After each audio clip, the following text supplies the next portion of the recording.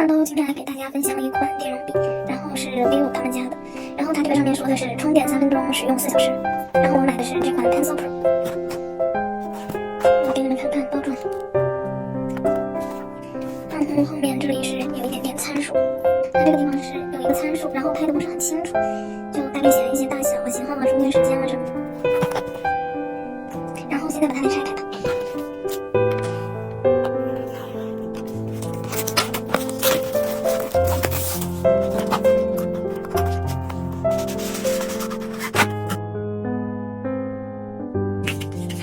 然后这个里面是带一个充电线的，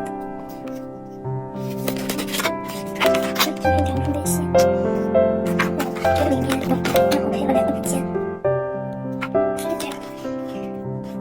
然后它还送了一个这种转换头吧，就是可以充电什么的。然后拿出来呢，整体就是这样的，然后手感是挺好的。然后这地方是充电的这个防尘的，然后你把它拿开来，连接上充电线，然后充电。然后开机就是这样，电6下它就开了，开了之后这里会显示电量。对，然后现在来给你们实写一下吧。